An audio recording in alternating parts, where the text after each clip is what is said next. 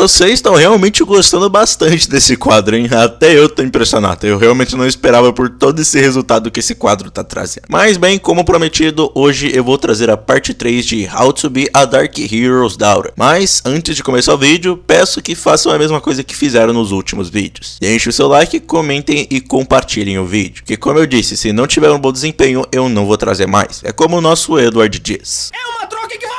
Mas bem, o capítulo começa de onde o outro parou, que foi quando uma mulher ruiva acabou caindo no chão. A polícia logo chegou no local querendo tirar algumas dúvidas com Kallen, mas no fim, eles logo foram dispensados. Então logo a nossa querida dupla acaba voltando para a mansão, e lá a Rei acaba se desculpando com o Jade por ter perdido o balão que ele tinha dado para ela. Mas no fim deu tudo certo porque o Jade no fim nem se importava muito com aquilo, já que bem, eles poderiam dar quantos balões eles quisessem para ela. Depois disso a gente tem um pequeno momento fofo mostrando para nós o quanto o Jade realmente tá se apegando a Rei. E olha que só faz alguns poucos dias que eles se conheceram e essa garota já conseguiu conquistar o coração dele. E logo o Duque acaba recebendo uma carta do Rei informando ele do corpo que eles encontraram, o que acabou chamando muito a atenção do Duque. Isso porque essa é a terceira vez que uma mulher ruiva morre de ataque cardíaco. E isso não podia ser coincidência, e realmente não era. A Rei, que sabia de algo, acabou não ficando muito bem, e o Duque, vendo a situação dela, colocou a mão na testa dela para ver se ela estava com febre. E assim acontece a mesma coisa da última vez quando ele encostou nela. A Rei acaba se lembrando dessa parte da história do livro, que basicamente consistia em um homem que teve um passado sombrio com a sua mãe, que era ruiva. E após a mãe dele morrer, ele acabou desenvolvendo uma obsessão em matar mulheres de cabelo ruivo. E o jeito que ele matava essas mulheres era vendendo um produto que ele dizia ser para melhorar a pele, mas na verdade era um veneno que a longo prazo causava ataque cardíaco nelas. E a última vítima desse cara seria a própria Rei. Sim, por incrível que pareça, na história original a personagem acabaria sendo morta. E então, lembrando da história e o desfecho dela, a Rei começa a dar várias pistas pro Duque sobre a localização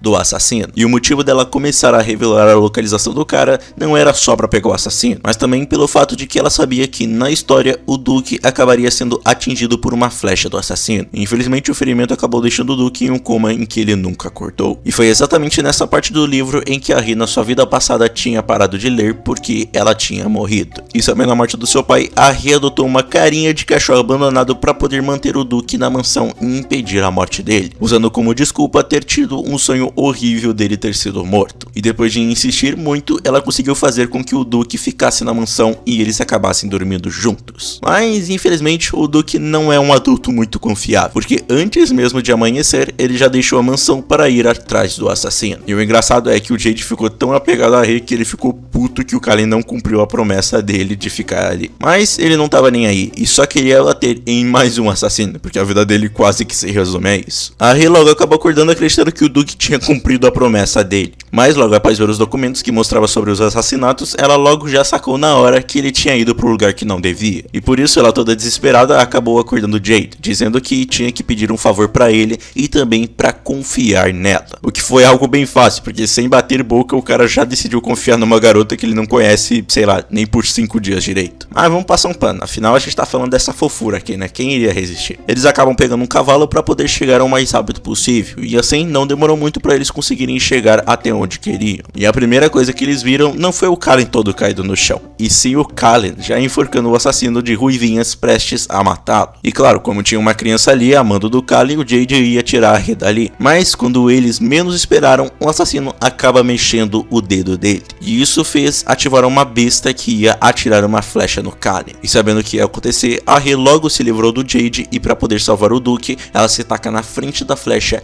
para poder salvá-lo. E aí o desespero começa a bater. Isso, claro, deixou o Duque e o Jade em completo choque. E só pela cara dela já dava pra ver que a situação tava bem feia. E ver que tinha sido salvo deixou o Duque completamente chocado e confuso. E isso fez ele se lembrar do seu passado. O passado onde ele era tão poderoso que até o próprio pai dele desprezava e até mesmo temia ele. E a única pessoa que realmente amava ele era a sua mãe, que se preciso até mesmo apanhava por ele. Mas o mundo dele acabou desabando por completo quando a sua mãe acabou morrendo, o que de novo estava se repetindo naquele exato momento. O Shion, pra sorte dele, acabou ficando encarregado de lidar com o assassino, e pode ter certeza que ele aproveitou cada segundo que o torturou, enquanto o Kallen e o Jade levaram ela para um lugar onde ela poderia ser atendida pelos médicos. Só que como não tinha chegado os cirurgiões, parecia que a vida dela não estava em risco. Só que o Kallen estava tão desesperado da Rei perder a vida que ele já ameaçou o médico dizendo que se ela acabasse morrendo, ele ia apagar a linhagem de cada médico daquela cidade. Não só isso, como ele mandou o Shio enviar uma mensagem pro rei de que se ele não mandasse os sumos sacerdotes para ajudar a Rei, ele iria pessoalmente ao palácio para fazer qualquer membro da família real que ele visse pela frente sentir a mesma dor que a sua filha sentiu. Mas claro, não era só ele que estava sendo afetado, mas o Jade também estava bem desesperado com essa situação, que como eu disse, ele tinha desenvolvido bastante afeto pela garota, ao ponto de até mesmo o coração dele começar a doer e ficar o dia inteiro do lado dela. Mas felizmente essa tortura durou por pouco tempo, porque uma semana depois a Rei finalmente acabou acordando, e o Jade só estava do lado da cama dela fingindo que ele estava esperando pacientemente ela acordar. Nem parece que ele estava quase tendo um ataque do lado dela. E não só o Jade ficou feliz, como também os médicos ficaram felizes até demais por ela ter acordado. Mas não por felicidade pela saúde dela, foi porque se ela demorasse um pouquinho mais para acordar, o Duque ia acabar matando um deles ali. É o Kallen, já tá na hora da gente se acostumar com isso. Mas a dúvida que a Rei tem é como caralhos o rei simplesmente deixa o Kallen fazer coisas tão insanas assim. Mas essa é uma pergunta que a gente não vai ter a resposta tão cedo. Bem, o Jade acaba explicando que o assassino de Ruivinhas tinha um anel no dedo que ativava um dispositivo que tinha uma besta que, dependendo de qual direção fosse ativado, poderia atirar uma flecha com veneno ou uma flecha com anestésico. E pra sorte dela, a flecha que foi atirada foi a com anestésico, o que fez ela ficar bem aliviada. Mas ela logo percebeu que ela teria que explicar do porquê ela sabia onde o Duque estava e por que ela se envolveu nisso tudo. E por isso, para poder escapar do assunto, ela acabou fazendo uma pequena birra para poder ficar sozinha. Mas no fim, ela nem teve muito tempo para pensar, porque o Duque junto do Shion foram correndo na hora para ver como ela estava. E o Duque, que tinha ficado muito preocupado com ela, logo abraçou ela dizendo que o papai tinha chegado. Mas logo após todo o drama ter passado, o Duque pergunta para Rei como ela sabia onde ele estava. E já com a resposta preparada, ela disse que soube por meio dos papéis que ele tinha deixado cair no chão, o que foi o suficiente para eles acabarem aceitando. E além disso, a Rei também acaba descobrindo a relação que o Kallen tem com a flor que ela tinha dado de presente para ele, com ele dizendo que era uma flor que era deixada por um cara mau